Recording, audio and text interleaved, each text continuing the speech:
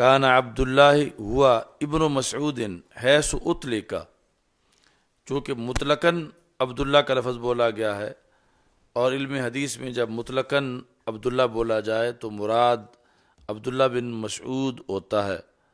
ویسے تو عبداللہ بن عمر بھی ہیں، عبداللہ بن عباس بھی ہیں، تو عبداللہ بن عمر بھی ہیں، عبداللہ بن عمر بھی ہیں، تو مطلقاً جب لفظ عبداللہ بولا جائے تو اس سے مراد عبداللہ بن مسعود رضی اللہ تعالی عنہ مراد ہوتے ہیں۔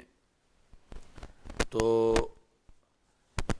آپ کے بارے میں چونکہ رسول پاک صلی اللہ علیہ وسلم نے فرمایا کنیف مولع علما، آپ علم کا ایک بھرا ہوا گھر تھے، تو کوفہ میں مدینہ منورہ سے جا کر جب رسول پاک صلی اللہ علیہ وسلم کا وصال ہو گیا تو عبداللہ بن مسعود پھر کوفہ میں چلے گئے، تو عراق میں جا کر آپ نے قرآن و سنت کی تبلیغ کی اور عراق میں پڑھایا۔ تو وہاں پر جو پڑھانے کی پالیسی تھی تو آپ ہر جمعرات کو سبق پڑھاتے تھے۔ کان عبداللہ یذکر الناس فی کل خمیس، ہر جمعرات کے دن تبلیغ کرتے تھے، سبق پڑھاتے تھے۔ یذکر الناس یعنی اگرچہ آج کی طرح کی کلاسیں نہیں ہوتی تھیں، لیکن لوگوں کو اکٹھا کر کے خواہ وہ کسی عمر کے ہوں انہیں قرآن و سنت کا پیغام دیتے تھے ہر خمیس میں۔ تو اس سے پتہ چلا کہ دینی کام کے لیے کوئی دن مقرر کرنا اس میں کوئی حرج نہیں ہے۔ مثلا جس طرح کہ ایصال ثواب کے لیے دن مقرر کیا جاتا ہے، تو ایک نیک عمل کے لیے دن کا تعین یہ صحابہ رضی اللہ تعالیٰ عنہ سے ثابت ہے۔ جیسے یہاں خمیس کا دن جو ہے جمعرات کا، انہوں نے تذکیر ناس کے لیے لوگوں کو پڑھانے کے لیے معین کیا ہوا تھا۔ فقال له رجل، تو ایک شخص نے آپ سے کہا، یعنی طلباء میں سے، عوام میں سے جو آپ کا درس سنتے تھے ان میں سے، یا ابا عبد الرحمن لوددت انک ذکرتنا کل یوم، کہ مجھے یہ پسند ہے کہ آپ ہمیں روزانہ پڑھائیں۔ ذکرتنا کل یوم یعنی آپ صرف جمعرات کو پڑھاتے ہو، تو میں یہ پسند کرتا ہوں کہ آپ ہر دن ہمیں پڑھائیں۔ قال اما انہ یمنعنی من ذلک ان انی اکرہ ان املکم، تو حضرت عبداللہ بن مسعود رضی اللہ تعالیٰ عنہ نے جواب دیا، فرمایا کہ تم یاد رکھی ہم نے اوپر سے لی رسول پاک صلی اللہ علیہ وسلم سے، اس طرح میں فی الحال آپ لوگوں کو پڑھاتا ہوں۔ وَإِنِّي أَتَخَوَّلُكُمْ بِالْمَوْعِظَةِ كَمَا كَانَ النَّبِيُّ صلی اللہ علیہ وسلم يَتَخَوَّلُونَ بِهَا، میں تمہارے لیے واعظ اور نصیحت کے لیے دن مقرر کروں گا جس طرح کہ نبی اکرم صلی اللہ علیہ وسلم ہمارے لیے کرتے تھے۔ مخافۃ السامۃ علینا، تو رسول اکرم صلی اللہ علیہ وسلم روزانہ یعنی مستقل سبق کی صورت میں ہمیں نہیں پڑھاتے تھے، اگرچہ ویسے تو ہر لمحہ تعلیم ہوتا تھا، خواہ نبی اکرم صلی اللہ علیہ وسلم سفر میں ہوں یا حضر میں ہوں یا جہاد میں ہوں یا ویسے کوئی آ کے سوال کر رہا ہو، لیکن کلاس کی شکل میں مستقل پڑھانا یہ روزانہ نہیں تھا اس وقت، تاکہ ہم کہیں تھک نہ جائیں۔ تو اس بنیاد پر فرمایا حضرت عبداللہ بن مسعود نے کہ میں بھی روزانہ نہیں پڑھاتا، میں ایک دن پڑھاتا ہوں، اور اس میں یہ ہوں اس میں تبدیلی مانی ہوئی ہے اور اس بدعت کا ارتکاب کیا ہوا ہے، یعنی جو بدعت حسنہ ہے، اور اس کی پھر کئی وجوہات ہیں۔ یعنی اس میں روزانہ پڑھانے کے لحاظ سے یہ بھی ہے کہ وہاں تو یعنی ابھی دین کا جو بنیادی کام تھا اس میں صحابہ کو جہاد پر بھی جانا پڑتا تھا، اور پھر یہ ہے کہ ان کے لیے جو صفہ پہ رہتے تھے کوئی علیحدہ مستقل بندوبست بھی نہیں تھا، وہ خود جا کر لکڑیاں وغیرہ اکٹھی کرتے تھے، یا آگے پھر جو کھانے پینے کا انتظام ہوتا تھا، تو وہ بنیاد تھی۔ اس دن کا اس وقت کا ایک چبوترا کروڑوں مدارس کی بنیاد ہے، اور اس وقت کا ایک دن پڑھانا یہ صدیوں کے پڑھانے کی دلیل ہے۔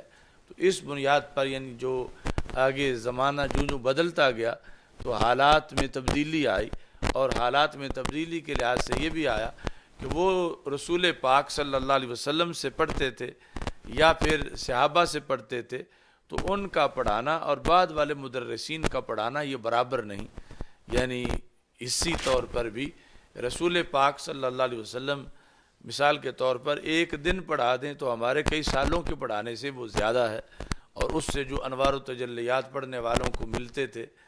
تو اس لیے جب ہمارا پڑھانا اس پڑھانے جیسا نہیں ہے، ہمارا پڑھنا اس پڑھنے جیسا نہیں ہے، تو پھر ادھر مسائل زیادہ ہیں کہ اگر روزانہ نہ پڑھا جائے تو پھر نصاب کیسے پورا ہو، تو نصاب اگر نہ آئے تو پھر آگے استعداد کیسے بنے۔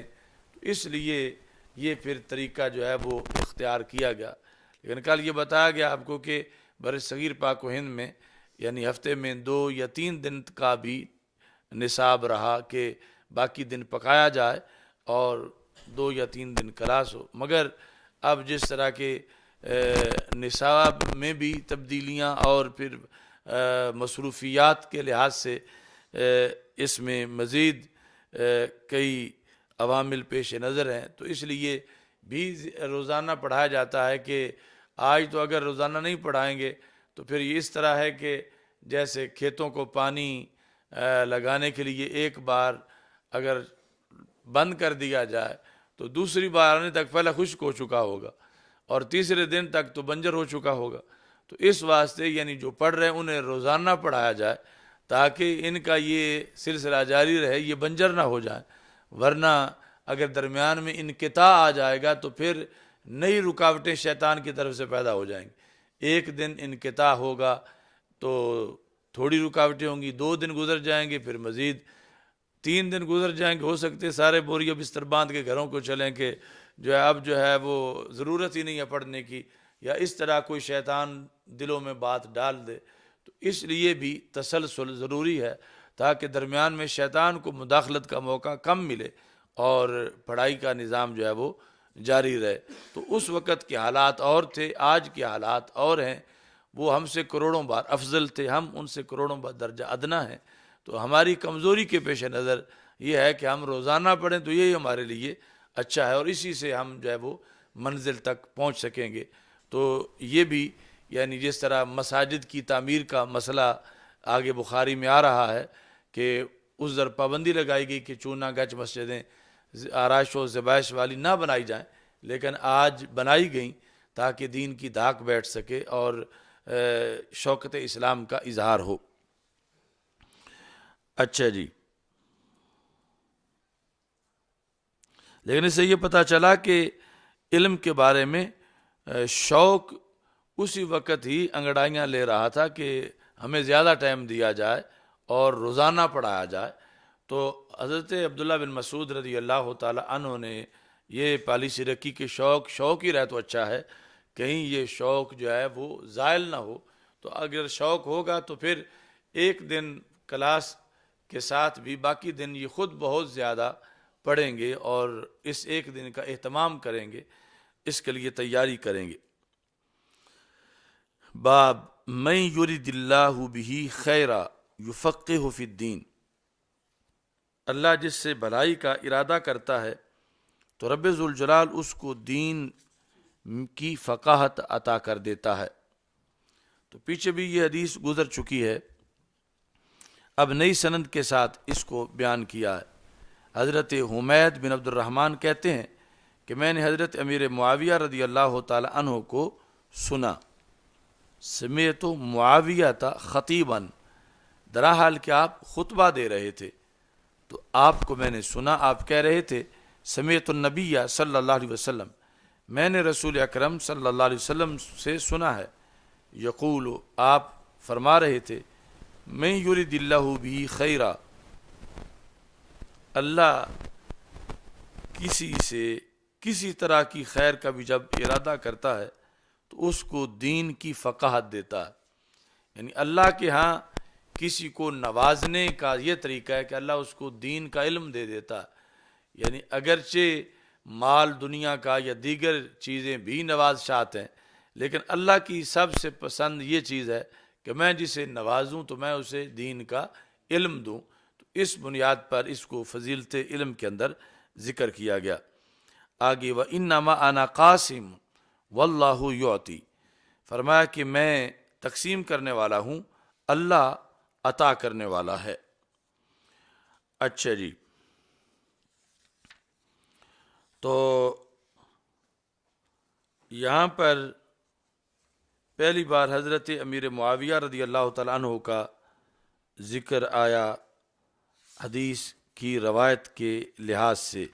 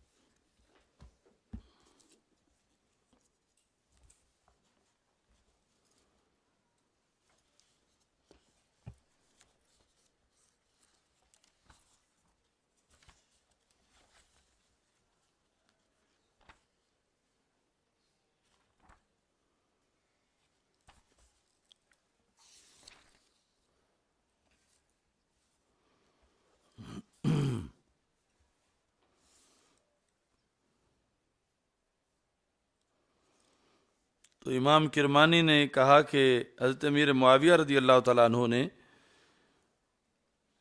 رسول اکرم صلی اللہ علیہ وسلم سے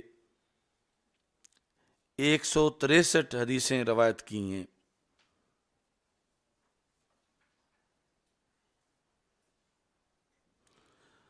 یعنی 100 حدیث 100 حدیثیں، اور ان میں سے پھر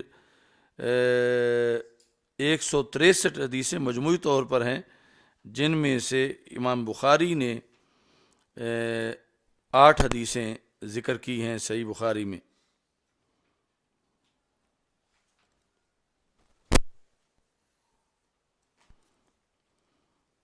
مجموعی طور پر 163 حدیثیں روایت کی ہیں حضرت امیر معاویہ رضی اللہ تعالیٰ عنہ نے.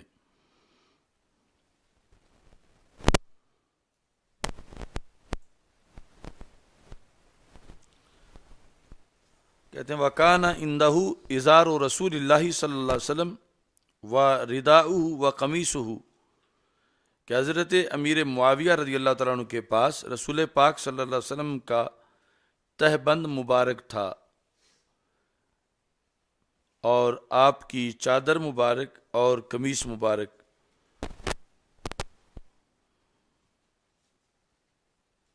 وَشَيْءٌ مِّن شَعْرِهِ وَأَظْفَارِهِ، اور حضرت امیر معاویہ رضی اللہ تعالیٰ عنہ کے پاس رسول پاک صلی اللہ علیہ وسلم کے کچھ ناخن مبارک تھے اور کچھ منہ مبارک تھے. تو یہ ساری چیزیں آپ نے زندگی بھر اپنے پاس رکھیں اور بوقت وصال یہ وصیت کی کفنونی فی قمیصہ، کہ مجھے رسول اکرم صلی اللہ علیہ وسلم کی قمیص کا کفن پہنانا، وَأَدْرِجُونِي فِي رِدَائِهِ، اور نبی اکرم صلی اللہ علیہ وسلم کی چادر مجھے اوپر کفن کے یعنی قمیص کے اوپر پہنانا، اور جو رسول اکرم صلی اللہ علیہ وسلم کا تہبند ہے وہ مجھے کفن میں تہبند کے طور پر مجھے پہنانا. اور کہا کہ میرے دونوں جو نتنے ہیں ناک کے، ان کے اندر تم رسول اکرم صلی اللہ علیہ وسلم کے ناخن مبارک جو ہیں وہ رکھ دینا، اور ایسے ہی منہ مبارک۔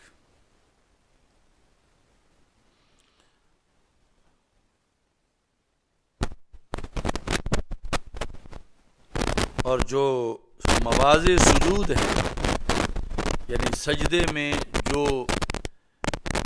اعضاء زمین پہ لگتے ہیں، ان کے اوپر یعنی مجھے کفن پہنا کے ان پر منہ مبارک رکھ دینا اور مجھے اللہ کے سپرد کر دینا۔ تو انہیں حضرت امیر معاویہ رضی اللہ تعالیٰ عنہ کا یہ برکت اور تبرک کے لحاظ سے یہ عقیدہ صحابی رسول صلی اللہ علیہ وسلم کا ثابت ہوا کہ ان کے نزدیک رسول پاک صلی اللہ علیہ وسلم کے منہ مبارک اور ناخن مبارک اور وہ کپڑے جو نبی اکرم صلی اللہ علیہ وسلم کے بدن کے ساتھ مس ہوئے، ان سب کے اندر فائدہ تھا اور سب کے اندر قبر کے لیے برکات تھیں۔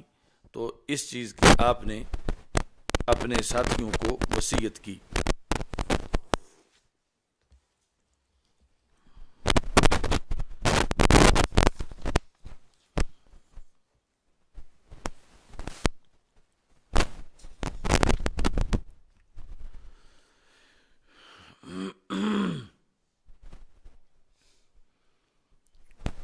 باقی یہ الفاظ جو ہیں، انما انا قاسم واللہ یعطی، میں تقسیم کرتا ہوں، اللہ عطا کرتا ہے۔ تو اگرچہ یہاں پہلے ذکر علم کا ہے، لیکن علم اس عطا اور تقسیم کے افراد میں سے ایک فرد ہے۔ یعنی یہ مطلب نہیں ہے کہ بات صرف علم کی ہو رہی ہے کہ اللہ علم عطا کرتا ہے اور میں علم تقسیم کرتا ہوں اور باقی کسی چیز کا یہاں مراد لینا ناجائز ہو، ایسا نہیں ہے۔ اشیاۃ اللمعات کے اندر شیخ عبدالحق محدث دہلوی رحمۃ اللہ علیہ نے اس حدیث پر لکھا کہ یہاں جب شارع کی طرف سے کوئی قید نہیں لگائی گئی تو ہم اپنی طرف سے قید نہیں لگا سکتے۔ یعنی رسول پاک صلی اللہ علیہ وسلم نے مطلقاً رکھا، تو جب آپ نے مطلقاً رکھا کہ اللہ مطلقاً عطا کرتا ہے اور میں مطلقاً تقسیم کرتا ہوں، تو ہم کسی ایک فرد پر اس حدیث کو بند نہیں کر سکتے، بلکہ ہر فرد جو اطلاق کا ہے وہ مراد لیں گے۔ مثلا اللہ بیٹے عطا کرتا ہے، میں بیٹے تقسیم کرتا ہوں۔ اللہ رزق عطا کرتا ہے، میں رزق تقسیم کرتا ہوں۔ اللہ عزت عطا کرتا ہے، میں عزت تقسیم کرتا ہوں۔ تو جس طرح علم کے لحاظ سے ہے، اس طرح باقی چیزوں کے لحاظ سے بھی ہے، چونکہ مطلق پر علی الاطلاق عمل کیا جاتا ہے، اور وہ علی الاطلاق جو ہے وہ عمل تب ہوگا کہ کوئی کسی ایک فرد کے ساتھ اس کو خاص نہ کیا جائے، بلکہ ہر چیز جو ہے وہ اس اطلاق کے اندر داخل سمجھی جائے۔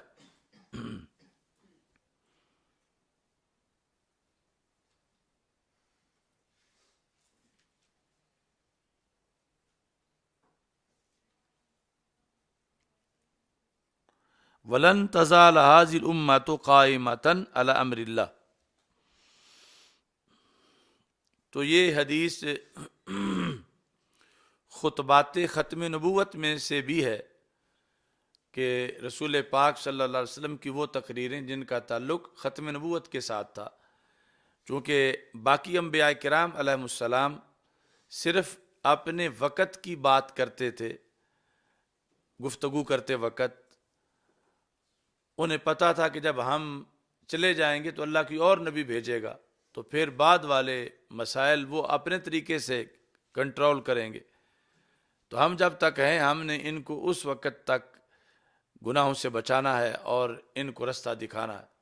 اور ہمارے آقا صلی اللہ علیہ وسلم چونکہ اعلان کر چکے تھے کہ میں آخری نبی ہوں، تو آپ پھر قیامت تک کے حالات کو سامنے رکھ کے لوگوں کی رہنمائی کرتے تھے کہ اور تو کسی نے آنا نہیں، اب میں نے ہی ان کو قیامت تک کے مسائل کا حل سکھانا ہے۔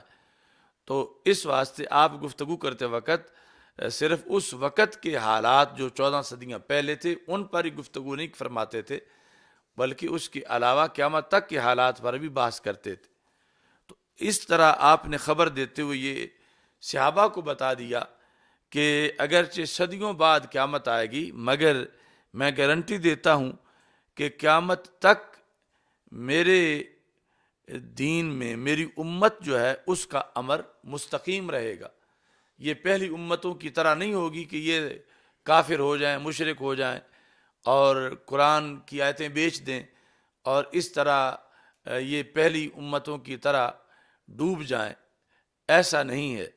فرمایا وَلَن تَزَالَ هَذِهِ الْأُمَّةُ قَائِمَةً عَلَىٰ أَمْرِ اللَّهِ، یہ امت یعنی میری امت ہمیشہ اللہ کے حکم پر قائم رہے گی۔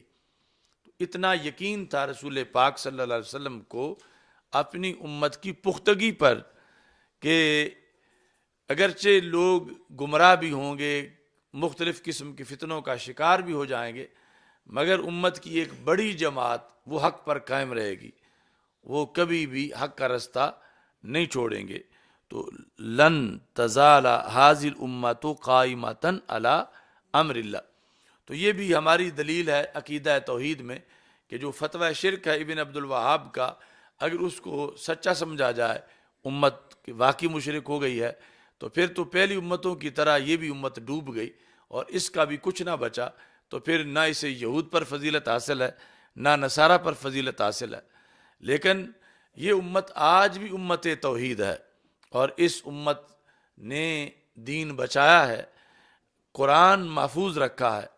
پہلی امتیں اپنی آیات بیچ کے فارغ ہو گئیں تو وہ دین کیسے بچا سکتی تھی؟ تو اس امت نے قرآن بھی بچایا ہے، اپنا ایمان بھی بچایا ہے۔ تو اس واسطے ابن عبد الوہاب کا شرک کا فتویٰ امت پر درست نہیں۔ اس کے نتیجے میں تو پیچھے ٹانگے کی سواریاں بھی نہیں بچتی کہ جو رستے سیدھے رستے پہ ہوں۔ تو ادھر سرکار فرماتے ہیں کہ میری امت تو قیامت تک سیدھے رستے پر قائم رہے گی۔ تو اگر ساری امت بھٹک جانی ہوتی اس انداز میں کہ جس طرح فتویٰ شرک لگایا گیا، تو پھر کوئی اور نئی امت آتی آخری کہ جو اپنے آپ کو سنبھال کے رکھتی۔ تو یہ امت ہی آخری ہے جس نے 14 صدیاں گزر گئی ہیں اور آج تک دین اپنی اصلی شکل میں قائم ہے۔ تو اس کی گواہی دی تھی رسول اکرم صلی اللہ علیہ وسلم نے۔ تو 14 صدیاں اس حدیث پر گواہی کی تصدیق کی گواہی دے رہی ہیں اور آگے بھی انشاءاللہ ایسا ہی قیامت تک رہے گا کہ یہ امت اللہ کے امر پر قائم رہے گی۔ آگے بتا لا یضرہم من خالفہم، یہاں بڑی توجہ کی ضرورت ہے۔ لا یضرہم من خالفہم، میری امت کے مخالف میری امت کو نقصان نہیں دے سکیں گے۔ کب تک؟ حتی یأتی امر اللہ، یہاں تک کہ قیامت آ جائے گی، یعنی قیامت آنے تک۔ صرف 1-2 صدیوں کی خبر نہیں دی رسول پاک صلی اللہ علیہ وسلم کا۔ یہ خطبہ ختم نبوت قیامت تک کے لیے خبر پر ہے، صرف کل کی خبر نہیں تھی، کروڑوں کل کی خبر اس میں موجود ہے کہ فرمایا کہ حتی یأتی امر اللہ، یہاں تک کہ اللہ کا امر آ جائے گا، یعنی قیامت آ جائے گی اور میری امت دین کا پرچم تھامے ہوئے رستے پر موجود ہوگی۔ لا یضرہم من خالفہم، انہیں ان کے مخالف نقصان نہیں دے سکیں گے۔ اب اس پر سوال پیدا ہوتا ہے کہ مثلا یزید کے مقابلے میں حضرت امام حسین رضی اللہ تعالیٰ عنہ حق پر تھے اور شہید ہو گئے، تو رسول پاک صلی اللہ علیہ وسلم فرماتے ہیں کہ میری امت کے مخالف جو ہیں وہ ان کو نقصان نہیں دے سکیں گے۔ تو یہاں تو جان چلی گئی، شہادت ہو گئی، اور پھر اس کے علاوہ یہود کے مقابلے میں، نصارہ کے مقابلے میں، دیگر دین دشمن قوتوں کے مقابلے میں کتنا مسلمانوں کو بھاری نقصان اٹھانا پڑ رہا ہے، پہلے ماضی میں ایسا ہو چکا ہے۔ تو یہ پھر کیسے صحیح ہے؟ حالانکہ یقیناً صحیح ہے کہ سرکار نے فرمایا کہ میری امت کے مخالف ان کو نقصان نہیں دے سکیں گے۔ تو یہ جو بظاہر ہمیں نقصان نظر آتا ہے تو پھر حدیث کا کیا مطلب ہے؟ اور اسی بظاہر نقصان میں سے یہ ہے کہ مثلا ہم الیکشن لڑتے ہیں تو الیکشن میں ہار جاتے ہیں، تو دنیا دار جو ہیں وہ جیت جاتے ہیں، ہم دیندار الیکشن میں ہار جاتے ہیں، تو ادھر یہ لا یضرہم من خالفہم کہ ان کے مخالف ان کو نقصان نہیں دے سکیں گے، ان کو شکست نہیں دے سکیں گے، اور ادھر شکست آ بھی جاتی ہے۔ تو اس کا جواب یہ ہے کہ ایک ہے مالی نقصان، جانی نقصان، اور ایک ہے برہان اور حجت کے لحاظ سے نقصان۔ تو رسول پاک صلی اللہ علیہ وسلم کا یہ مطلب ہے کہ قیامت تک میری امت کی دلیل کو کوئی نقصان نہیں پہنچا سکے گا، یہ دلیل میں غالب رہیں گے، اپنی حجت اور برہان میں ان کی حجت کو کوئی توڑ نہیں سکے گا، یعنی ان کی دلیلوں کو، دلائل کے لحاظ سے غلبہ انہی کا رہے گا۔ کبھی بھی ایسا نہیں ہوگا کہ حق والے جو ہیں وہ اس سلسلہ کے اندر جو ہیں وہ خاموش ہو جائیں اور باطل ان پر مسلط ہو جائے اور انہیں کوئی جواب ہی نہ آئے، ایسا کبھی بھی نہیں ہوگا۔ یہ علم اور دلیل کے میدان میں ہمیشہ غیروں پر حاوی رہیں گے، اگرچہ یہ ان کے درجات کی بلندی کا باعث بنے گا کہ یہ کبھی زخمی ہو جائیں، کبھی بیمار ہو جائیں، کبھی شہید ہو جائیں، اور کبھی ان کا دنیا کا نقصان ہو جائے، تو اس نقصان کی نفی نہیں کی جا رہی حدیث میں۔ حدیث کے اندر یہ ہے کہ ایسا نہیں ہوگا کہ یہ سارے حوصلہ ہار کے دین چھوڑ کے سائیڈ پہ ہو جائیں کہ اس دین کو تو اب بچا ہی نہیں جا سکتا، بلکہ یہ دین پر کاربند رہیں گے، حوصلے میں رہیں گے، اور کبھی بھی ان کی دلیل کمزور نہیں ہوگی، یہ اپنی دلیل کے لحاظ سے ہزاروں زخم کھا کے بھی دلیل کے میدان میں مضبوط ہوں گے، اور یہ نا امید نہیں ہوں گے، یہ پر امید رہیں گے، اور اسی طرح چلتے چلتے پھر قیامت آ جائے گی اور میری امت کو کوئی نقصان نہیں پہنچا سکے گا۔ نقصان کا یہ مطلب ہے کہ یہ کسی کی چمک دیکھ کر ادھر جا کے بیٹھیں۔ اب دیکھو بھارت نے کشمیر میں کتنا سخت لاک ڈاؤن کیا ہے اور کتنے مہینے گزر چکے ہیں اس کو، لیکن اس کے باوجود ایک مسلمان بھی ہندو نہیں بنا کہ وہ کہتا کہ ہم اس دین کی وجہ سے مصیبتوں میں ہیں تو ہم اس دین کو چھوڑ کے مودی سے محل جا کے لے لیتے ہیں۔ تو ایک بندہ بھی نہیں نکلا کہ جو اس طرح دین چھوڑ کے چلا جائے۔ یہ تھا سرکار کا فرمان کہ ان کے مخالف ان کو نقصان نہیں پہنچا سکیں گے، کہ انہیں کوئی توڑ نہیں سکے گا، اگرچہ دنیاوی طور پر، مالی طور پر، جانی طور پر ان بڑے سے بڑا نقصان بھی اٹھانا پڑے تو یہ اٹھا جائیں گے، مگر اپنے دین کا سودا نہیں کریں گے اور اپنے دین پر قائم رہیں گے۔ یہ اس امت کی سرداری کی دلیلوں میں سے ایک دلیل ہے۔ حتی یأتی امر اللہ، یہاں تک کہ اللہ کا امر آ جائے گا۔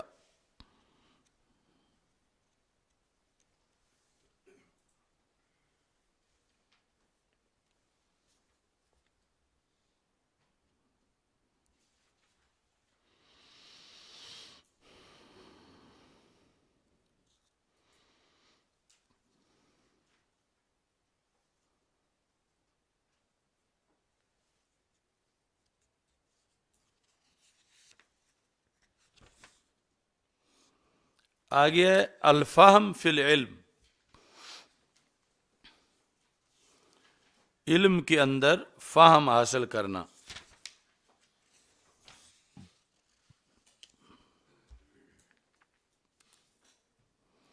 تو حضرت مجاہد رضی اللہ تعالیٰ عنہ، جو حضرت عبداللہ بن عمر رضی اللہ تعالیٰ عنہ کے شاگرد ہیں، وہ کہتے ہیں صحبت ابن عمر الی المدینہ، کہ میں حضرت عبداللہ بن عمر رضی اللہ تعالیٰ عنہ کے ساتھ چلا، اتنا لمبا سفر کیا کہ میں مدینہ منورہ تک ان کے ساتھ گیا۔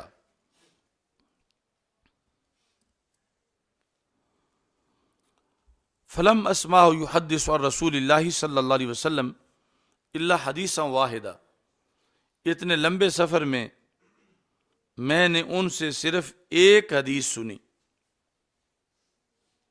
یعنی حدیث بیان کرنے میں وہ اتنے محتاط تھے اگرچہ ان کو کتنی حدیثیں موقع کے مناسبت سے آتی ہوں گی، رستے میں جو حالات و واقعات تھے تو بات بات پر حدیث بیان کر سکتے تھے، لیکن کہتے ہیں کہ انہوں نے صرف ایک حدیث بیان کی۔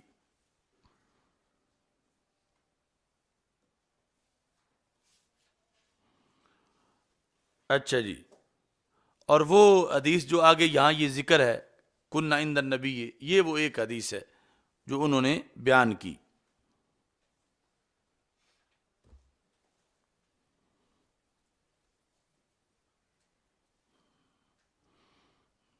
کیا تھی؟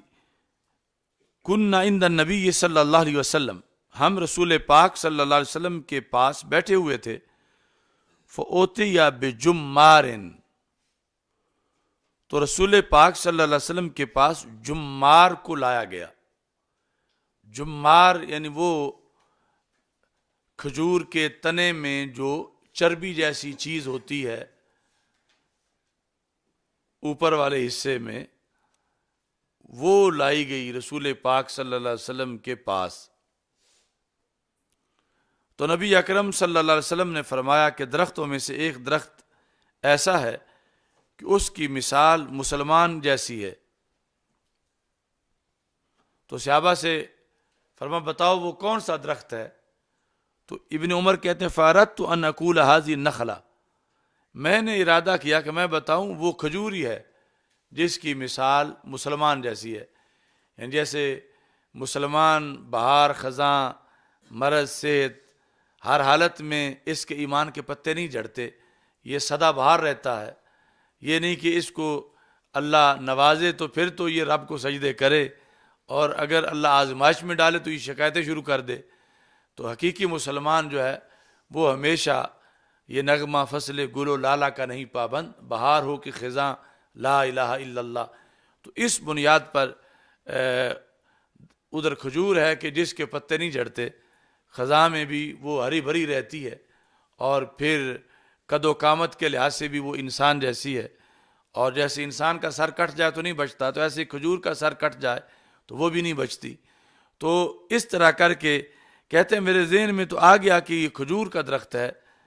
فَإِذًا أَنَا أَصْغَرُ الْقَوْمِ، لیکن میں نے یہ دیکھا کہ جتنے صحابہ بیٹھے ہوئے تھے میں سب میں سے چھوٹا تھا، تو میں نے یہ دیکھ کر کہ یہ بڑے بڑے نہیں بول رہے تو میں پھر کیوں بولوں، تو اس واسطے مجھے جھجک محسوس ہوئی کہ میں سب میں سے چھوٹا تھا۔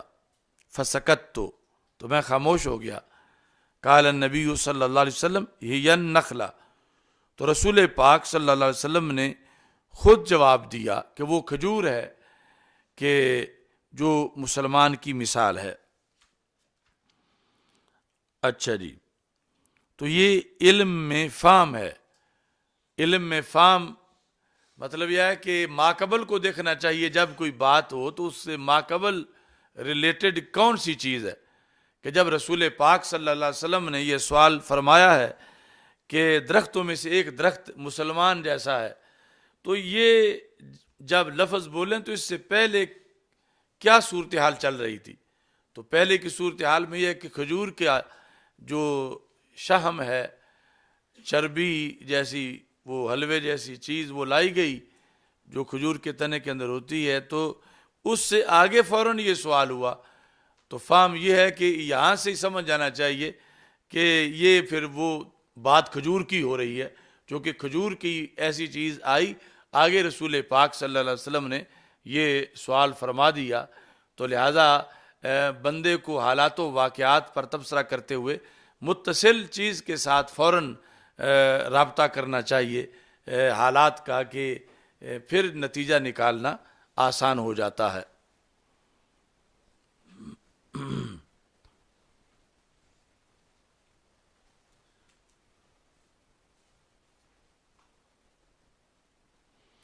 باب الاقتباس فی العلم والحکمہ، ایک ہوتا ہے حسد اور ایک ہوتا ہے رشک۔ تو حسد یہ ہوتا ہے کہ بندہ کسی سے کسی چیز کے زوال کی تمنا کرے اور اپنے لیے اس کے حصول کی تمنا کرے۔ مثلا کسی کے پاس اس نے گاڑی دیکھی تو حسد یہ ہے کہ اس کے دل کا یہ ارادہ ہے کہ رب اس سے لے لے اور مجھے دے دے، یعنی اس کے اندر ڈبل چیز ہوتی ہے کہ اس سے زوال ہو، اس کے پاس نہ رہے اور مجھے مل جائے۔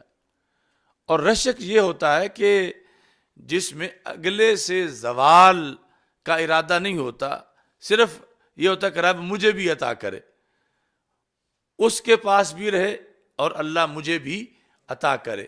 تو حسد منع ہے اور رشک جائز ہے۔ تو رشک کو عربی زبان میں غبطہ کہا جاتا ہے۔ باقی اب غبطہ اور حسد میں زمین و آسمان کا فرق ہے کہ غبطہ کے اندر کسی سے کسی نعمت کا ازالہ مقصود نہیں ہوتا، اپنے لیے اس نعمت کا حصول مقصود ہوتا، جبکہ حسد میں مخالف سے نعمت کا ازالہ مقصود ہوتا ہے اور اپنے لیے اس کا حصول مقصود ہوتا۔ یہ ان دونوں میں فرق ہے۔ مگر کبھی ایسا ہوتا ہے کہ یہ ایک کی جگہ دوسرا لفظ استعمال ہو جاتا ہے، یعنی حسد کی جگہ غبطہ استعمال ہو جاتا ہے اور غبطہ حسد کی جگہ استعمال ہو جاتا ہے۔ یعنی کبھی حسد غبطہ کے معنی میں ہوتا ہے اور کبھی غبطہ جو ہے وہ حسد کے معنی میں ہوتا ہے۔ تو پھر اب یہ دونوں مساوی ہوتے ہیں، دونوں کا مطلب ایک ہی بن جاتا ہے۔ یعنی جس کے معنی میں غبطہ اگر حسد کے معنی میں ہوگا تو پھر معنی حسد ہے جو کہ مذموم ہے، اور ایسے ہی حسد اگر غبطہ کے معنی میں ہے تو پھر معنی رشک ہے جو کہ محمود ہے۔ تو یہاں ہے الاغتباط فی العلم والحکمہ، علم و حکمت کے اندر رشک کرنا، علم و حکمت کے اندر۔ اچھا جی،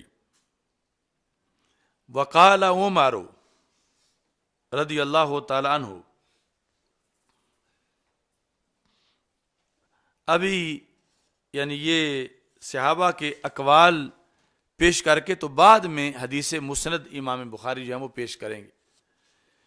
تو یہ بھی بڑی اہم بات ہے کہ حضرت عمر رضی اللہ تعالی عنہ نے فرمایا، یعنی نوجوانوں کو، اب جو صحابہ کی اولادیں تھیں ان کو سمجھاتے ہوئے، تفقہوا قبل ان تسودوا، پڑھ جاؤ تم قبل اس کے کہ تجھے سردار بنا لیا جائے۔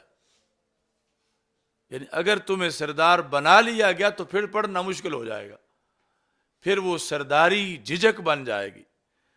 اب آج 15ویں صدی میں چھوٹے چھوٹے صاحبزادے مان نہیں، تو وہاں تو ڈائریکٹ جو ہے صحابہ کی اولادیں تھیں، اہل بیت اطہار رضی اللہ تعالیٰ عنہ کی اولادیں تھیں، تو اب دور دراز سے آئے ہوئے لوگ کتنا ان کا ادب اور احترام کرتے ہوں گے، ہاتھ چومتے ہوں گے۔ تو حضرت عمر رضی اللہ تعالیٰ عنہ کہنے لگے کہ چھوٹی عمر میں ہی تم پڑھ جاؤ، قبل ان تسودوا، قبل اس کے کہ تمہیں سردار بنا لیا جائے۔ چونکہ جب سرداری آ جائے تو پھر بندہ جو ہے وہ کہتا ہے دل میں، اگرچہ وہ ذوات تو اس سے بلند تھی کہ میں اب اتنا بڑا پیر ہو کہ میں کسی چھوٹے سے مرید سے کیوں پڑھوں، یا میں اتنا بڑا سردار ہو کہ میں یہ مسئلہ کیوں پوچھوں۔ تو ساری زندگی ہو سکتا ہے وہ غلطی نماز پڑھتا رہے، صرف اس جھجک کی وجہ سے کہ میں کسی سے کیوں پوچھوں، لوگ کہیں گے کہ اس کو یہ بھی پتہ نہیں ہے، تو بڑائی جو ہے وہ حجاب بن جائے گی۔ تو حضرت عمر رضی اللہ تعالیٰ عنہ چونکہ بڑے ماہر تھے سارے امور کے، تو آپ نے فرمایا کہ تفقہوا قبل ان تسودوا، یہ تسودوا وہی ہے لفظ سید والا، سیادت، سیودن سے سیدن بنائے، تو سین واو دال، قبل اس کے کہ تجھے لیڈر بنا لیا جائے، تجھے سردار بنا لیا جائے، تم پڑھ جاؤ۔ اور اگر اچانک تمہیں لیڈری مل گئی اور پڑھا ہوا نہیں تھا تو پھر وہ لیڈری بھی خراب کرے گی اور تم بھی لوگوں کو خراب کرو گے، خود بھی خراب ہو جاؤ گے۔ تو پڑھو قبل اس کے کہ تمہیں سردار بنا لیا جائے۔ تو جس طرح کے مثلا مشائخ کی، علماء کی اولادیں ہوتی ہیں، تو اچانک جس وقت کوئی بڑی شخصیت دنیا سے چلی جائے اور ابھی صاحبزادے پڑے ہوئے نہ ہوں تو پھر آگے مسئلہ بن جاتا ہے. اب آگے پڑھنا ان کے لیے اس وقت مشکل ہے اور پہلے پڑھے ہوئے نہیں ہیں، تو پھر دلو و ادلو والی صورت جو ہے وہ بن جاتی ہے. تو پہلے چاہیے کہ کسی وقت بھی اچانک سر سے سایہ اٹھ سکتا ہے اور جو ذمہ داریاں ہیں بڑوں کی وہ چھوٹوں کے کندھوں پہ آ سکتی ہیں اور بڑوں کی مسند پر چھوٹوں کو بیٹھنا پڑ سکتا ہے. تو اس لیے جلدی کرنی چاہیے کہ قبل اس کے کہ ایسا کوئی وقت زمانہ آزمائش کا آئے اس سے پہلے پہلے بندہ دین پڑھ جائے تاکہ ذمہ داریاں نبھاتے وقت وہ غلطیاں نہ کرے، چونکہ لیڈر کی ایک غلطی صدیوں کی غلطیوں سے بھاری ہوتی ہے اور اس کی وجہ سے پوری قوم جو ہے وہ ذلیل و رسوا ہو جاتی ہے. تو تفقہوا قبل ان تصودوا. حضرت عمر رضی اللہ تعالیٰ عنہ حالانکہ آپ مشہور تو زیادہ ضرب و حرب میں تھے، جنگ و قتال میں تھے، لیکن علمی طور پر بھی آپ بہت زیادہ ان چیزوں کا اہتمام کرتے تھے.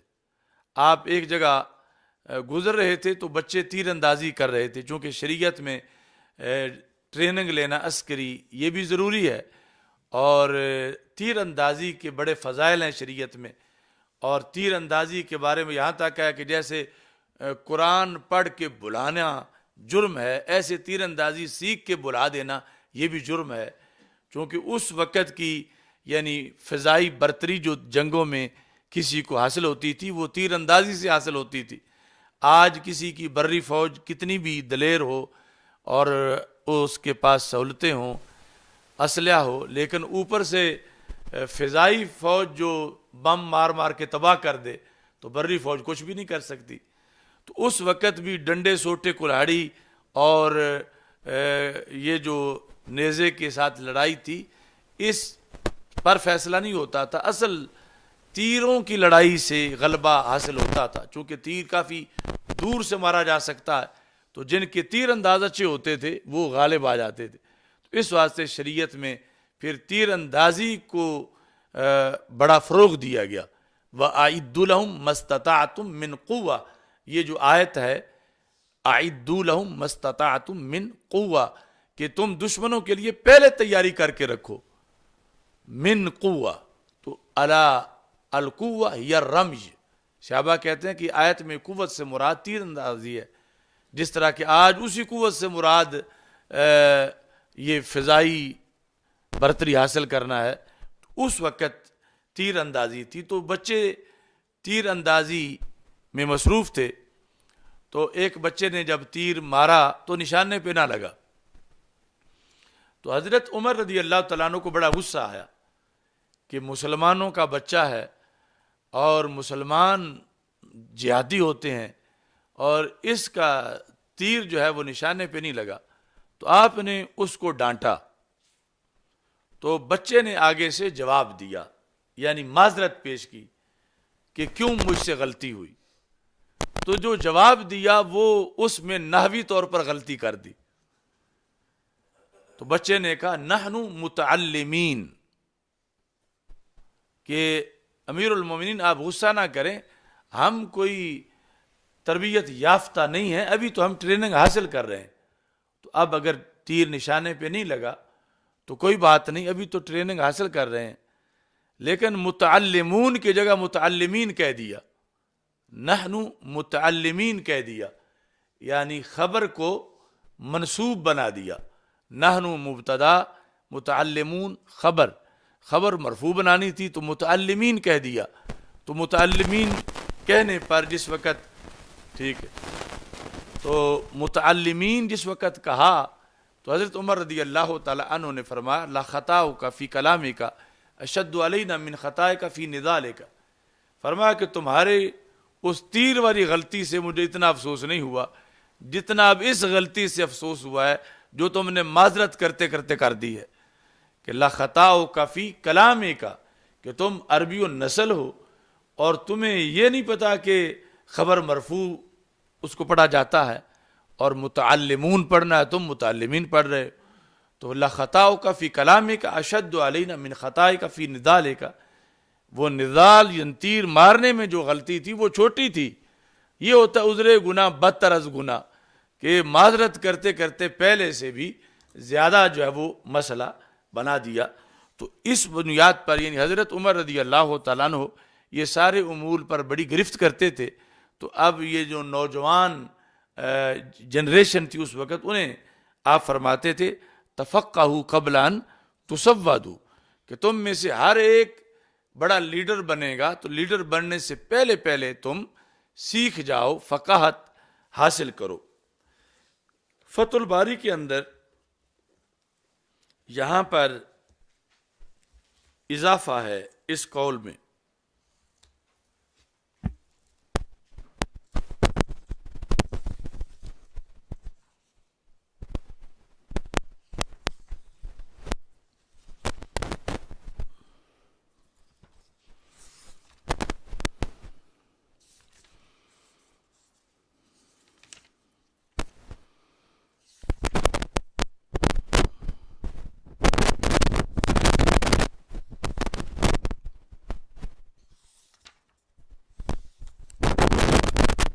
پانی لے آسائیں۔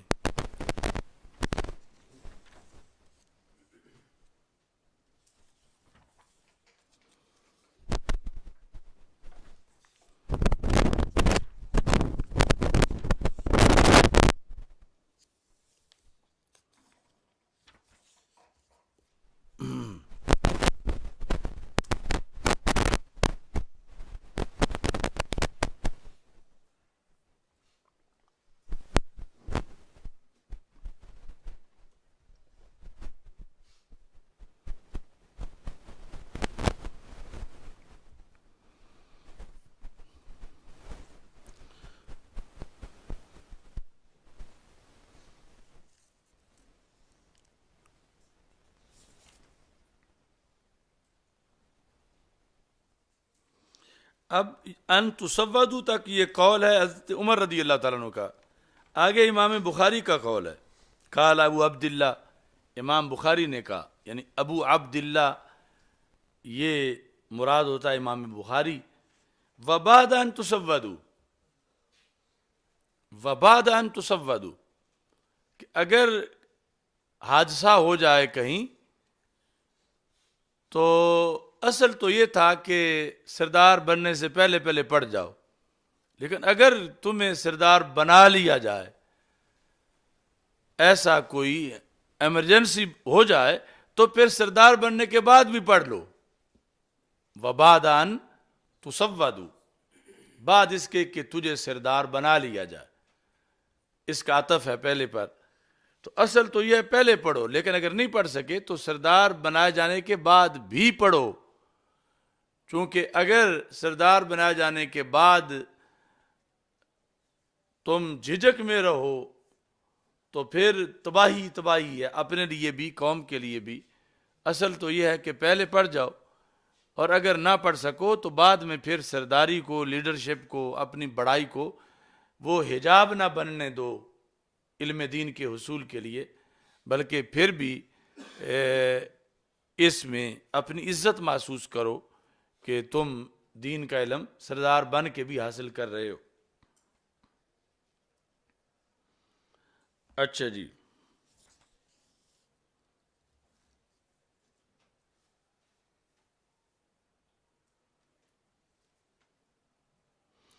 تو امام اسقلانی کہتے ہیں لأن الرئیس قد یمنعہ الکبر والاحتشام ان یجلس مجلس المتعلمین، کہ کبھی کبھار بلکہ اکثر ایسا ہوتا ہے کہ سردار کو یہ ناپسند ہوتا ہے کہ وہ درویشوں کے ساتھ بیٹھ کے پڑھنا شروع کرے۔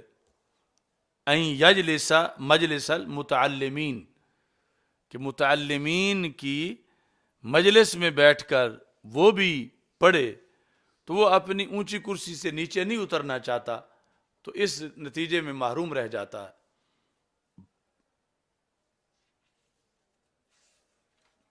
یعنی حضرت امام بخاری سے جو اختلاف ہوا تھا امیر بخارا کا، کہ اس نے کہا کہ اپنی تاریخ کبیر لا کے مجھے سناؤ، تو امام بخاری رحمۃ اللہ علیہ نے کہا کہ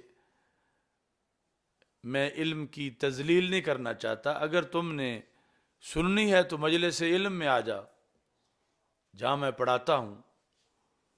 تو اس نے کہا پھر شرط یہ ہے کہ غریب بندہ کوئی نہ بیٹھے، جب میں نے بیٹھنا ہے یا میرے اولاد نے بیٹھنا ہے۔ تو آپ نے فرمایا کہ یہ پابندی جو دربار رسالت میں نہیں تھی، تو وہاں جہاں بڑے پڑھتے تھے وہاں چھوٹے بھی پڑھتے تھے، یعنی جہاں مالدار پڑھتے تھے وہاں نادار بھی پڑھتے تھے، تو اس واسطے علم سب کے لیے ہے، تو میں تمہاری وجہ سے کسی کو محروم نہیں کروں گا۔ تو اس سے پھر آگے ان کے اختلافات جو ہیں اس کے ساتھ شروع ہوئے۔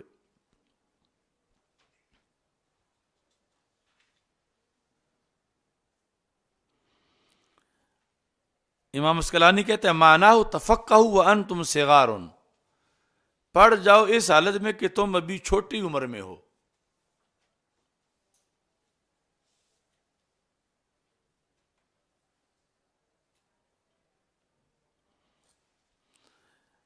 تو باقی سب نے تو یہی مراد لیا، لیکن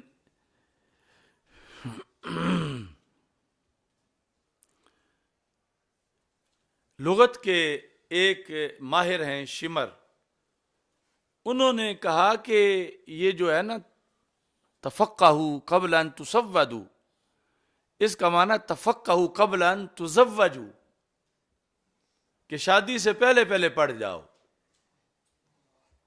اگر شادی ہو گئی تو پھر تمہیں پڑھنے نہیں دے گی،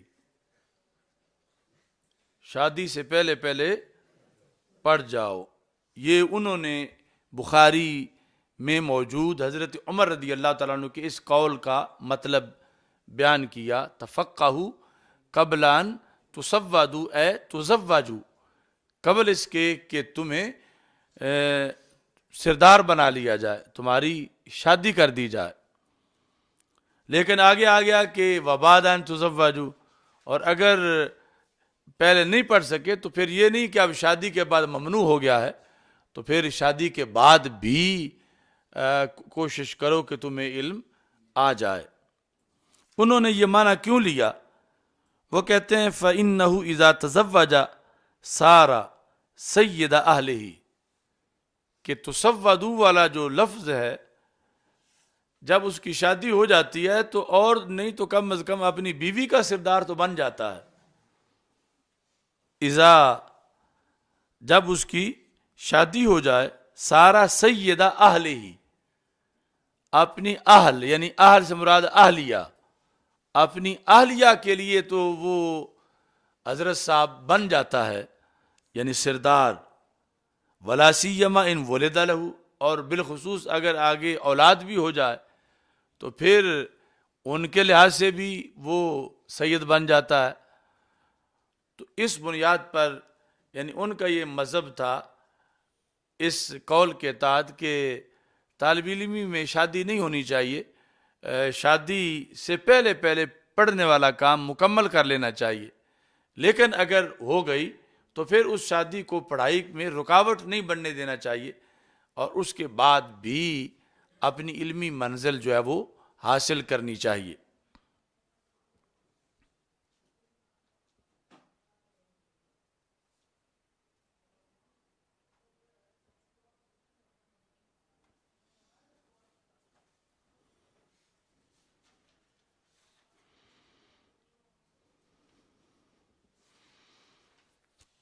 امام کرمانی نے یہ بھی معنی لیا کہ تفقہوا قبل ان تسودوا، کہ داڑھی سفید ہونے سے پہلے پہلے پڑھ جاؤ، یعنی ان تسودوا کا مطلب یہ ہے کہ سفید ہو جائے اور پھر تم اس کو سیاہ کرو، تو قبل اس کے کہ تم سیاہ کیے جاؤ، یعنی تمہاری لحیہ کو سیاہ کیا جائے، تم اس سے پہلے پہلے پڑھ جاؤ۔ تو اس میں بھی یعنی جلد پڑھنے کے لحاظ سے مطلب برآمد ہوتا ہے۔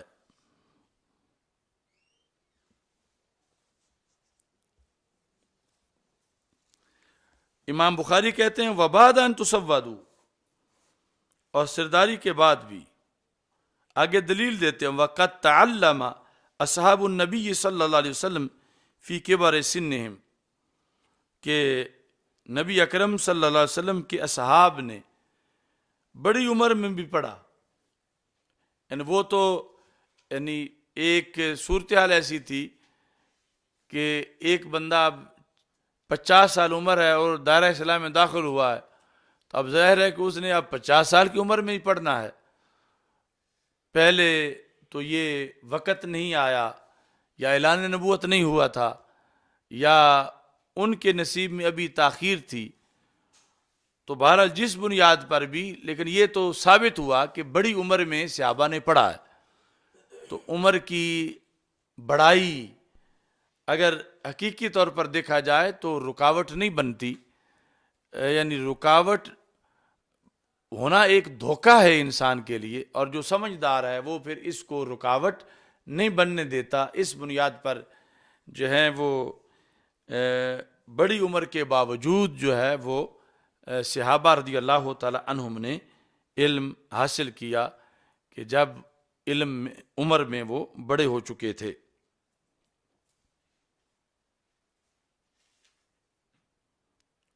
یعنی کبھی ایسا ہوتا ہے کہ چھوٹی عمر والا زیادہ دھیان نہیں کرتا، اور جب بڑا ہو کے سمجھدار ہو کے کوئی پڑھنا شروع کرتا ہے اور اس کے اندر احساس ہے کہ میری عمر اتنی ہو گئی ہے اور اب میں پہلے سال میں ہوں، عمر میری 40 سال ہے ہو چکی ہے، تو اسے زیادہ اس سلسلے میں تڑپ ہے کہ میں کوئی وقت اپنا ضائع نہ کروں اور میں اچھے طریقے سے پڑھوں.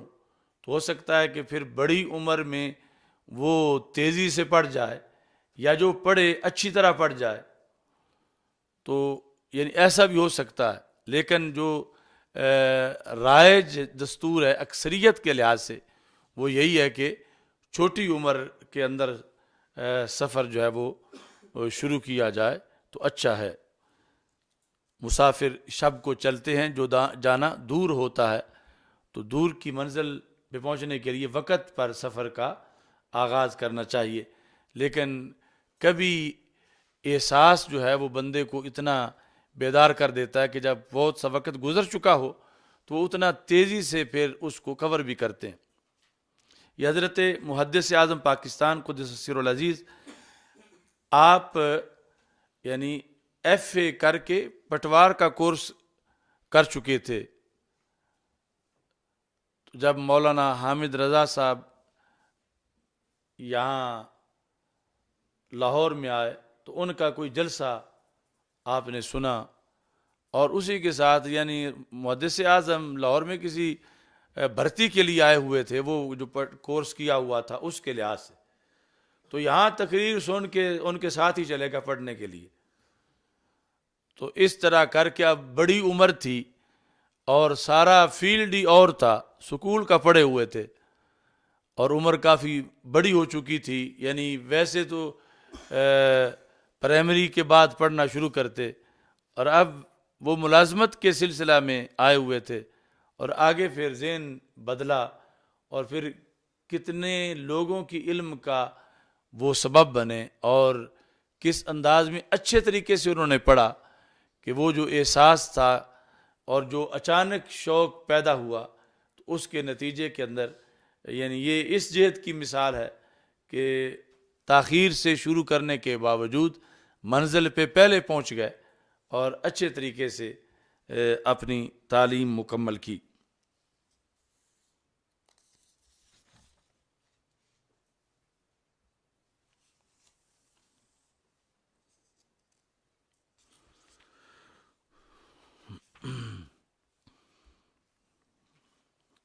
حضرت عبداللہ بن مسعود رضی اللہ تعالیٰ عنہ کہتے ہیں کہ نبی اکرم صلی اللہ علیہ وسلم نے ارشاد فرمایا لا حسد الا فی اثنین، نہیں حسد مگر دو چیزوں میں. اب سوال پیدا ہوتا ہے کہ باب ہے اغتباط کا، ترجمۃ الباب، اور حدیث ہے حسد کی، اور حسد اور اغتباط میں بڑا فرق ہے. تو پھر ترجمہ الباب کیسے ثابت ہوگا اس حدیث سے؟ تو اس کا جواب یہ ہے کہ یہاں حسد کا لفظ اغتباط کے معنی میں ہے، کہ بولا حسد کیا ہے اور مراد کیا ہے؟ اغتباط،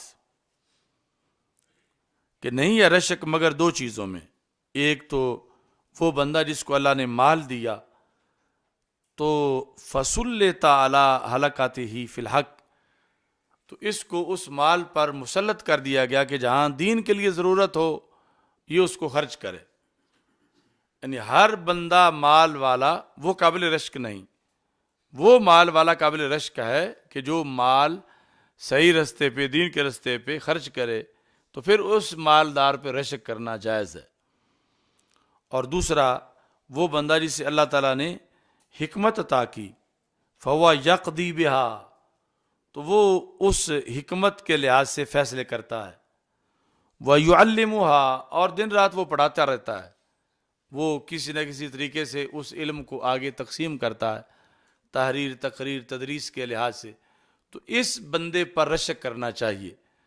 تو دو پر رشک کرنا جائز ہے، کہ ایک تو وہ مالدار کہ جس کا مال اسے برائی کی طرف نہیں لے جاتا بلکہ اچھائی کی طرف لے جاتا ہے، کہ وہ بذریعہ مال زیادہ نیکیاں حاصل کر رہا ہے، کہ جہاں بھی دین کو ضرورت ہوتی ہے اس کے پاس مال ہے، وہ جا کے مال دے آتا ہے، اور اس ذریعے سے عام لوگوں سے نیکی میں آگے نکل جاتا ہے۔ اور دوسرا وہ کہ جس کو اللہ نے علم دیا اور وہ اس علم کی روشنی میں فیصلے کرتا ہے اور اس کی آگے تدریس کرتا ہے، یعنی چپ سرکار بن کے نہیں بیٹھتا، آگے یعلمها، وہ آگے اس کی تعلیم دیتا ہے۔ جس طرح پیچھے بھی حدیث گزری ہے، تو یہ دلیلیں ہیں کہ پڑھ کے پڑھانے کی۔ جب آپ کو اچانک تقریر کرنا پڑ جائے گی کہ تدریس کے فضائل پہ تقریر کرو، تو پھر حوالہ ڈھونڈنا بڑا مشکل ہوگا، تو پھر ویسے ہی انگڑائیاں لیتے رہو گے، کہ یا پھر میرا وجدان کہتا ہے صحیح تقریر کر دو گے۔ تو یہ ساتھ ساتھ اب گزر رہے ہیں، جیسے پیچھے ربانی کی تعریف گزری ہے، العالم المعلم، کہ جو پڑھ کے مدرس بنے، آگے پڑھائے، وہ عالم ربانی ہوتا ہے۔ اور ایسے ہی یہاں پر رشک اس پر ہے کہ جس کو اللہ نے علم دیا، صرف اتنا نہیں، آگے یہ ہے وَيُعَلِّمُهَا، وہ اس علم کو آگے پڑھاتا ہے، تو پھر اس پر رشک ہے، وہ بڑی شخصیت ہے جو پڑھنے کے بعد پھر آگے پڑھاتا ہے، چونکہ پڑھنا صرف جو ہے وہ کافی نہیں ہے۔ تو دو کنویں ہوں، دونوں میں مثال کے طور پر 60 فٹ پانی ہے، دو کنووں کے اندر اتنے گہرے ہیں۔ آگے ایک کا کردار یہ ہے کہ اس کنویں کے اوپر وہ چرخی لگی ہوئی ہے جس سے پانی نکالا جاتا، اس سے صبح و شام لوگ پانی نکالتے، اور دوسرا وہ بند ہی پڑا رہتا ہے، اس سے کبھی کوئی ڈول بھی پانی کا نہیں نکلا۔ اب بظاہر تو لگتا ہے کہ جس کنویں سے صبح و شام نکال رہے ہیں یہ تو خالی ہو جائے گا اور دوسرا بھرا ہوا ہوگا، لیکن اس کو جب دیکھتے ہیں یہ بھرا ہوا ہی ہوتا ہے، جس سے صبح و شام نکلتا ہے، خالی یہ بھی نہیں ہوتا، جتنا نکلتا اتنا زیادہ آ جاتا نیچے سے، جتنا باہر نکلتا اتنا زمین سے نکل کے اس میں آ جاتا ہے۔ اب نتیجہ کیا نکلا؟ مہینے کے بعد وہ جو 60 فٹ تھا نکلا کچھ نہیں، وہ تو 60 فٹ ہی رہا، اور جس سے روزانہ نکلتا رہا اس نے آگے کئی 60 فٹ پانی تقسیم کر دیا اور کئی باغات اور بہاریں آباد کر دی، اور جو بخل کر کے باندھی رہا، پڑھ کے نہ درس دیا، نہ فتویٰ لکھا، نہ کتاب لکھی، نہ تبلیغ کی، نہ تدریس کی، تو وہ اتنا علم ہی رہا، اس میں اضافہ نہیں ہوا، کمی تو ہو گئی، اضافہ نہیں ہوا۔ اور ادھر یہ جو پڑھاتا رہا، اس نے جتنا پڑھایا اس سے زیادہ اللہ نے اور عطا کر دیا، یعنی اسی علم کے پڑھانے کی برکت سے، کہ علم زندہ تب رہتا جب زبان پر رہے، جب اس کو بیان کرنا چھوڑ دیا جائے تو اس بندے کے حصے کا علم مر جاتا ہے جس نے بیان کرنا چھوڑا۔ تو اس بنیاد پر جو بیان کرتا رہے، پڑھاتا رہے کسی نہ کسی طریقے سے، اس کے لیے نیچے سے نیا چشمہ جاری ہوتا ہے اور کمی اس کے پاس بھی نہیں آتی، اور آگے بھی کئی عالم بن جاتے ہیں۔ بلکہ یہ ہوتا ہے کہ جہاں سے نہیں نکلا پانی، وہ بالآخر اس پانی میں تعفن پیدا ہو جاتا ہے، تازہ نہیں رہتا، پھر آہستہ آہستہ ہو سکتا ہے بدبودار ہو جائے، ہو سکتا ہے گندا ہو جائے اور رنگ بھی بدل جائے۔ اور جو روزانہ صبح بھی، دوپہر کو بھی، شام کو بھی جس سے پانی نکالا جاتا ہے، نکلتا رہتا ہے، اس کا تر و تازہ بھی رہتا ہے، اور اس میں کسی طرح کے کوئی جاڑے نہیں بنتے، نہ بدبو بنتی ہے۔ تو اس بنیاد پر یعنی العالم المعلم جو ہے، اس کا علم تر و تازہ رہتا ہے، اور پھر اس میں اضافہ بھی ہوتا رہتا ہے، اور وہ علم لذیذ بھی ہوتا ہے، اور اس سے آگے کائنات میں انسانیت کا بھلا بھی ہوتا ہے، کہ اس کی وجہ سے کتنے سینے جو پہلے بنجر تھے پھر آباد ہو جاتے ہیں۔ اس بنیاد پر یہ کہا کہ ایسے بندے پر رشک کرنا چاہیے کہ جو پڑھتا ہے اور اس کے علم کی روشنی میں فیصلے کرتا ہے، اور وہ علم آگے پڑھانے کے لیے بھی کردار ادا کرتا ہے۔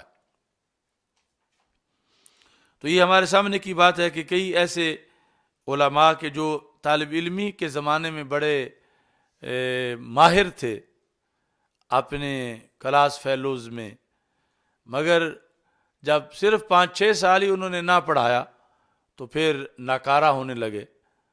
اور جو مثال کے طور پر کوئی طالب علمی کے زمانے میں کمزور بھی تھا، لیکن اس نے فارغ ہوتے ہی پڑھانا شروع کر دیا، تو پڑھاتے پڑھاتے وہ طاقتور ہو گیا، یعنی اس کا علم مضبوط ہو گیا۔ کیونکہ یہ بندے کی بڑی خوش نصیبی ہے کہ اس کے سامنے گوبھی کے پھول نہ ہوں بلکہ انسان ہی بیٹھے ہوئے ہوں، کہ جو اس کی بات سننے کے لیے اسے میسر ہوں، اور وہ ان کے ذریعے اپنا علم مضبوط کر رہا ہو۔ اس بنیاد پر یعنی استاد کو شاگردوں کا شکر گزار ہونا چاہیے کہ اس کا تو علم جو ہے اس کو زنگ لگ جاتا، اگر اس کی سننے والا کوئی نہ ہوتا تو لوگ پڑھنے آ گئے تو وہ اس نے پڑھانا شروع کر دیا، اگر پڑھنے نہ آتے تو اس نے اتنے سال جو محنت کر کے کمایا تھا، علم حاصل کیا تھا، وہ ختم ہو جاتا۔ اس واسطے حدیث شریف میں ہے کہ العالم والمتعلم شریکان فی الاجر، عالم اور متعلم یعنی مدرس اور طالب علم یہ ثواب میں پارٹنر ہیں، ان کی مشترکہ کمپنی ہے، شریکان فی الاجر۔ جدید عربی میں شرکہ کہتے ہیں نا کمپنی کو، تو یہ شریکان فی الاجر یہ ثواب کے پارٹنر ہیں، ان کا ثواب کا کاروبار ہے۔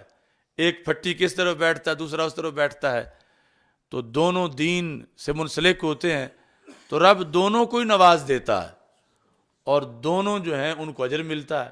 اور اگر اس حالت میں نہ آئیں پڑھنے پڑھانے میں، پھر دونوں محروم رہ جاتے ہیں، یعنی وہ طالب علم ویسے ہی پھر بنجر ہی رہ جاتا ساری زندگی، اور دوسرے کا پڑھا ہوا جو ہے وہ ختم ہو جاتا۔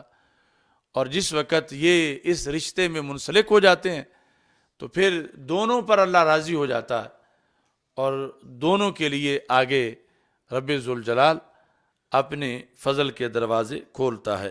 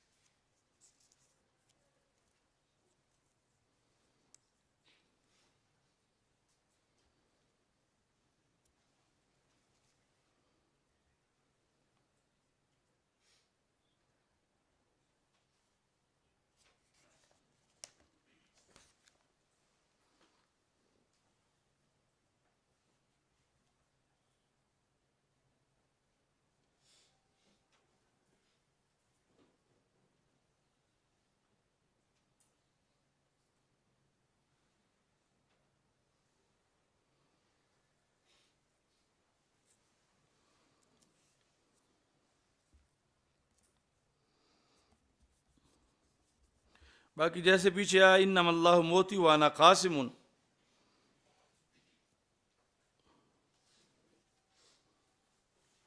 اسی کے تحت آگے قیامت تک جو ہے یہ اثرات مرتب ہوتے رہیں گے.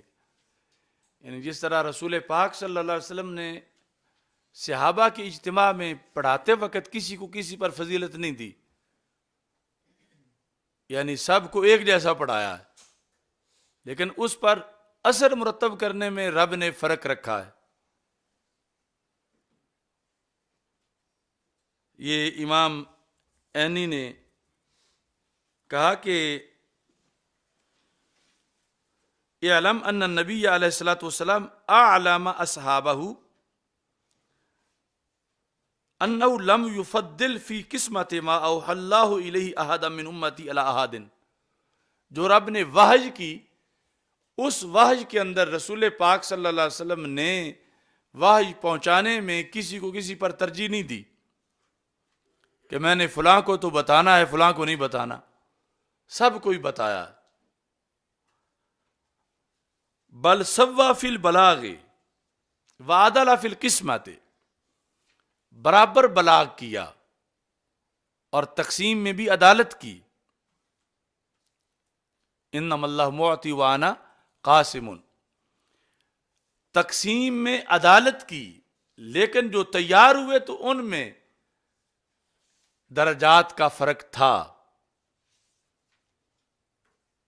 یعنی اس میں تو فرق نہیں کہ سارے ہی عادل ہیں، سارے ہی جنتی ہیں، لیکن بعض فقیہ صحابہ ہیں، بعض غیر فقیہ صحابہ ہیں، بعض مفتی بنے، بعض مفتی نہ بنے.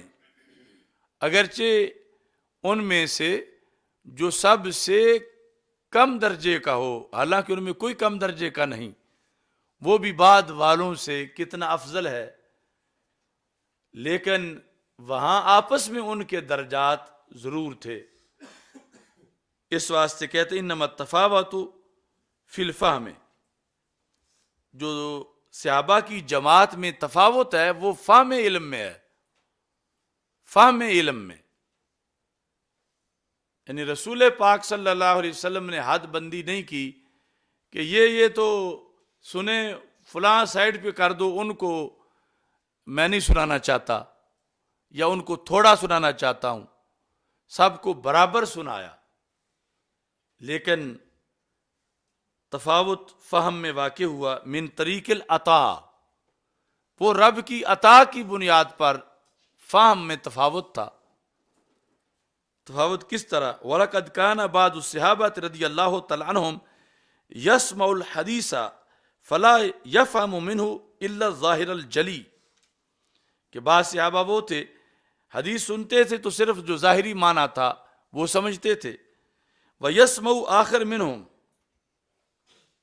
او من بعدهم فَيَسْتَنْبِطُ مِنْهُ مسائل کثیرہ، دوسرے صحابی سنتے ہیں اسی حدیث سے وہ سینکڑوں مسائل بھی اخذ کرتے ہیں. تو یہ عطا تھی جو کہ فہم پر مرتب اس پر فہم ہوا، اور بلاغ میں مساوات تھی. آگے عطا جو اللہ کی طرف سے ہے اس میں تفاوت تھا. اور پھر ایسا بھی ہوا کہ رب مبلغ اوعى من سامع، کہ مبلغ ہو سکتا ہے کہ علم کے میدان میں وہ اوعى بن جائیں، جس طرح امام اعظم ابو حنیفہ اوعى بن گئے بعض سامعین کے مقابلے میں، اگرچہ ان سے افضل نہیں جن میں شرف صحبت پایا گیا ہے، لیکن علم کے میدان میں استنباط آپ نے جو کیا وہ پھر آپ کی ایک فضیلت قرار پایا. تو ایسے ہی یعنی اس کے زیر سے قیامت تک درس و تدریس ہوتی رہے گی. مثال کے طور پر بلا تشبیہ و تمثیل، اب میں بول رہا ہوں، آپ سارے سن رہے ہیں، سارے برابر سن رہے ہیں، اور بلاغ میں بعض کو بعض پر ترجیح نہیں،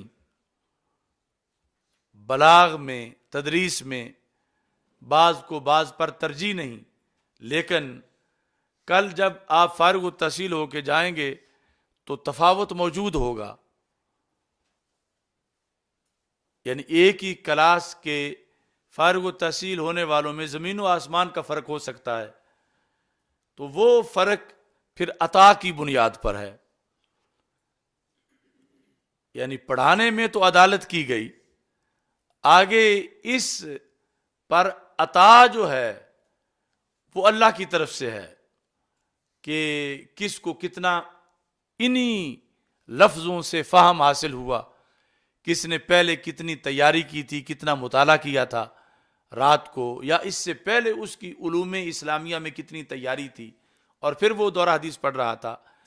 تو اس بنیاد پر مختلف عوامل جو ہیں وہ اثر انداز ہوں گے کہ پھر نتیجے میں فرق آئے گا، ورنہ بلاغ میں تو کوئی فرق نہیں ہے. وہ قسمت یعنی تقسیم جو ہے وہ مساوی ہے.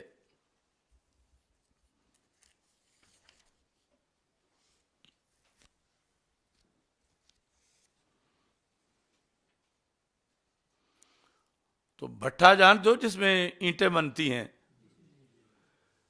تمہاری بولنگ میں اس کو بھٹا ہی کہا جاتا ہے.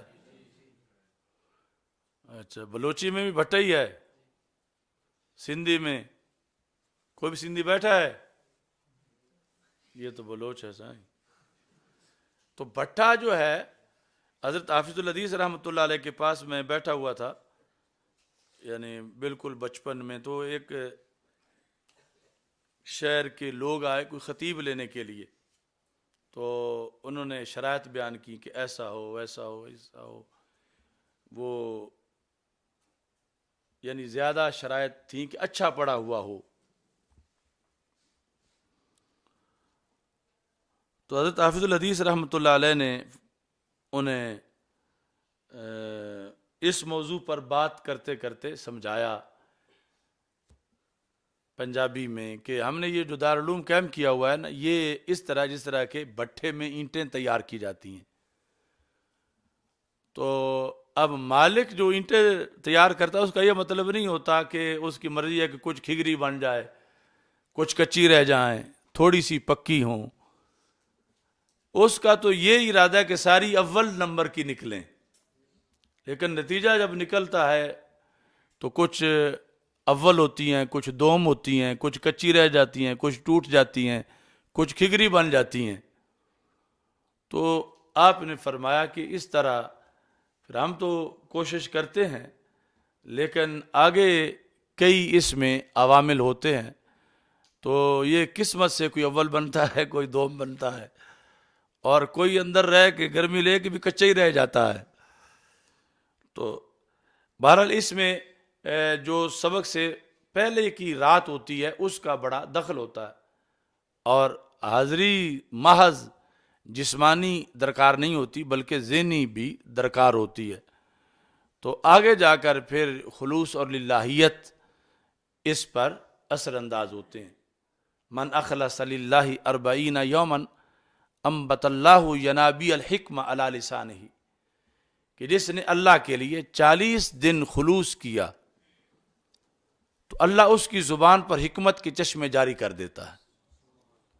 من اخلص للہ 40 یوما، تو اس واسطے کم از کم 40 دن خلوص تو کرنا چاہیے. یعنی پڑھنے میں اور کوئی چیز ذہن میں ملاوٹ نہ ہو. ملاوٹ کیا ہے کہ میں پڑھوں تاکہ اچھی جگہ مجھے کوئی تدریس کی مل جائے. حالانکہ تدریس کی جگہ ہی ہے نا، کوئی شراب خانے کی جگہ تو نہیں ہے، لیکن اس میں بھی ایک دنیاوی مفاد تو ہے. تو اس کے ذہن میں یہ بھی نہیں کہ میری تنخواہ زیادہ ہو، میرا وظیفہ اچھا ہو، میری خطابت کی اچھی ہو، یا لوگ میرے نعرے لگائیں، لوگ میرے ہاتھ چومیں، لوگ مجھے اپنا قبلہ بنائیں. ان میں سے کوئی چیز بھی اس کی مقصد علم میں شامل نہیں. وہ صرف احیاء اسلام کے لیے پڑھ رہا ہے. تو 40 دن جب ایسا خلوص کرتا ہے تو پھر اس کے لیے راہیں کھلتی ہیں. تو اس کا یہ مطلب نہیں ہوتا کہ 40 دن ہی ہیں. یعنی 40 دن جب خلوص میں گزرتے ہیں تو پھر خلوص کے بغیر اس کا گزارا ہی نہیں ہوتا، پھر ساری زندگی میں خلوص میں گزار دیتا. یعنی 40 دن کی ایک اس کی بیٹری چارج ہوتی ہے ایسی کہ جو آگے اس کو خلوص کی طرف ہی متوجہ رکھے. یعنی یہ نہیں ہے کہ 40 دن خلوص کیا اور پھر مار داڑ جو ہے وہ شروع کر دی. تو وہ خلوص آخری سانس تک جو ہے وہ ضروری ہے. اور یہ محققین نے لکھا ہے کہ کسی شعبے میں بھی نیت کو درست رکھنا اتنا مشکل نہیں جتنا عالم دین کے لیے نیت کو درست رکھنا مشکل ہے. باقی سب شعبوں میں آسان ہے. یعنی وہاں مہینے میں ایک بار نیت درست کر دیں گزارا ہو جاتا ہے. یہاں روزانہ درست کرنی پڑتی ہے. اور پھر نیت درست کرنے کے بعد نیک کام کرنے کے دوران پھر فطور آ سکتا ہے. اور پھر یہ ہے کہ باقی کا تو شعبہ کوئی اور ہے. مثلا کاشتکار ہے تو اس کے لیے یہ نہیں کہ کاشتکاری کے لحاظ سے اس کو کسی بڑی ریاکاری کا سامنا ہو کہ لوگ میری کاشتکاری کی تعریفیں کریں. وہ چھوٹا موٹا تھوڑا سا ہو سکتا ہے. لیکن عالم دین کا سارا فیلڈ ہی ایسا ہے. پڑھے لکھے تقریر کرے. اسے اس وقت بھی ریاکاری کے حملے کا سامنا ہے. جو کاشتکار کو سامنا نہیں, دکاندار کو سامنا نہیں, لوہار کمہار کو سامنا نہیں, انہیں بعض وقت اس حملے کا ڈر ہوتا ہے. اور عالم دین کو 24 گھنٹے کی ہر گھڑی میں ڈر ہوتا ہے اس حملے کا کہ جو نیت خراب کرتا ہے اور جس وجہ سے ریاکاری آتی ہے اور آگے تباہی پھیلتی ہے. تو عالم دین مخلوق میں سب سے زیادہ حساس مقام پہ کھڑا ہوتا ہے. اس لیے ذلت العالم ذلت العالم بن جاتا ہے. اور پھر اسی بنیاد پر اس کا قیامت کے دن یہ کوٹا بھی ہے کہ باقی تو جنت کے دروازے پہ پہنچیں گے تو آگے جانے کی کریں گے کہ جنت میں اٹریکشن اتنی ہوگی کہ پاؤں جو ہیں وہ کہیں گے آپ پہنچ گئے ہو تو آپ فوراً آگے داخل ہو جاؤ. لیکن وہاں جنت کے دروازے پر بھی عالم دین پیچھے دیکھے گا کہ ابھی میرے پیچھے نماز پڑھنے والے تو آئے نہیں, یا میں نے جنہیں قرآن سنت کی تعلیم دی تھی ابھی وہ تو نہیں پہنچے. تو فرشتے کہیں گے تم داخل ہو جاؤ, خود پہنچ گئے. تو وہ کہے گا میں ان کے انتظار میں ہوں کہ میں ان کے ساتھ ان کو لے کر جنت میں جاؤں گا. تو یہ یعنی فضیلت قیامت کے دن کی پھر اس کی منفرد ہے کہ دنیا میں اس کی آزمائش منفرد ہے اور اس کے امتحانات منفرد ہیں. الحمدللہ رب العالمین والعاقبۃ للمتقین والصلاۃ والسلام علی رسولہ الکریم. استغفر اللہ لا الہ الا اللہ وحدہ لا شریک لہ لہ الملک وله الحمد وهو على كل شيء قدیر. اللهم بارک اللهم بارک اللهم بارک اللهم یسر لنا امورنا فی بیک شریف. یسر لنا امورنا فی بیک شریف. اللهم یسر لنا امورنا فی بیک شریف. اللهم بارک لنا فی بیک شریف. مشرک علانی صاحب کے بھائی کے ناجائز مقدمے سے ان کو رہائی عطا فرما. فضل و کرم